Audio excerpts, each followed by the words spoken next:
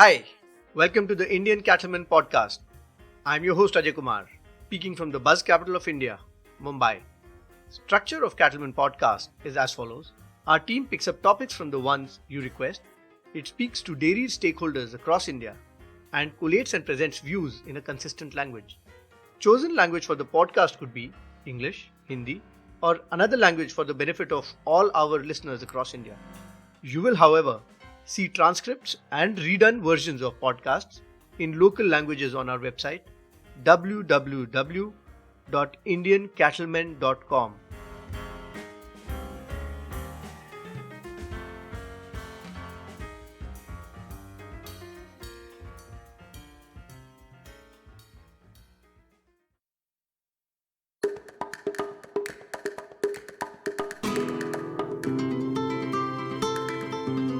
So we are in June. Most farms will start drying cows now. Dry cow management is a challenging aspect of dairy farming. The dry period is necessary for the udder to repair itself and prepare for the next lactation. It is also an opportunity for us to use long-acting antibiotic dry cow therapy to remove existing intramammary infections without having to discard milk or risk an antibiotic residue.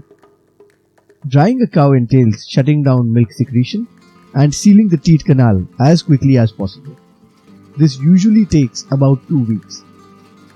Effective drying improves chances of healthy performance in the following lactation.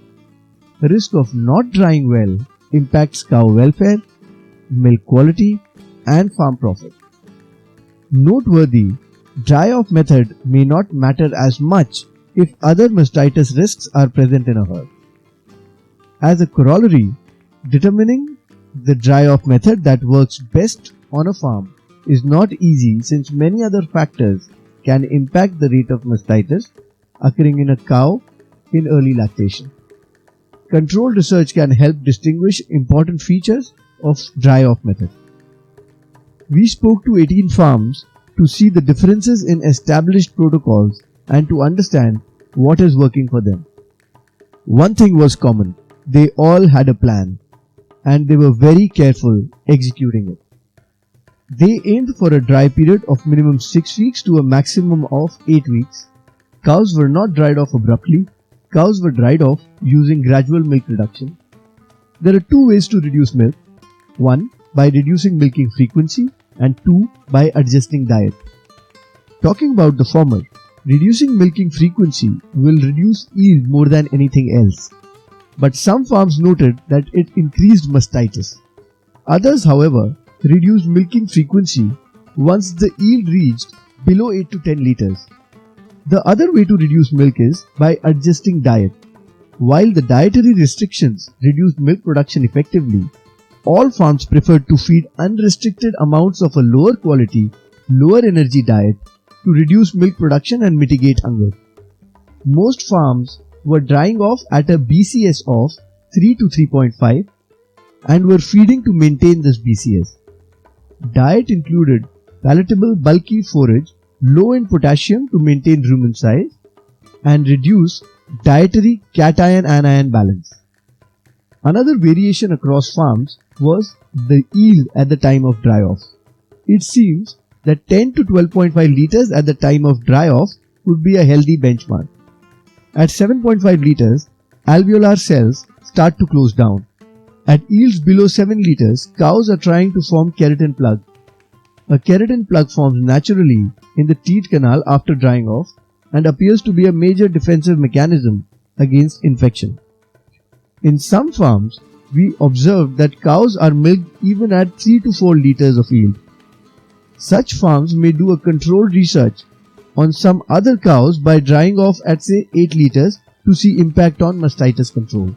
Since milk production is highly variable, it will likely be very difficult to come up with a volume of milk that works in all situations. Alternate day milking is high risk for mastitis because keratin plug that is trying to form gets stripped out and we leave it in the middle of the udder, and that is prone to infection. Most farms went for antibiotic dry cow therapy to cure existing infections during lactations. All farms were doing a blanket dry cow therapy as somatic cell count was not monitored by the sample farms. Those farms that monitor somatic cell count can undertake selective dry cow therapy. Some farms use DCR plus gentamicin for teat infusion. After drying off, cows were moved to a suitable dry cow accommodation. Since keratin plugs usually take 2 weeks to form, hence the first 2 weeks are very crucial. Antibiotics in dry cow therapy are very specific.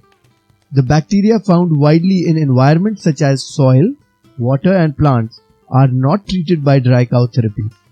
Hence, it is advisable to avoid getting the udder dirty.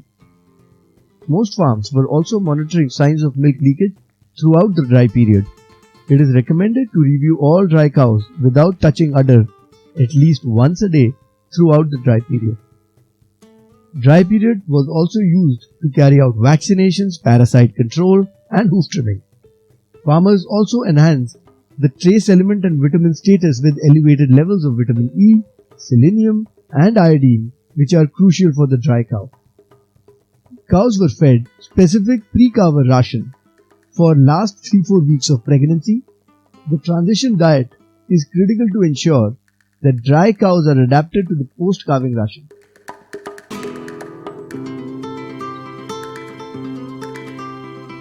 With this discussion on drying off practices and protocols of 18 farms, we believe this podcast will be of immense help in planning your dry off procedures. This is your host Ajay Kumar signing off.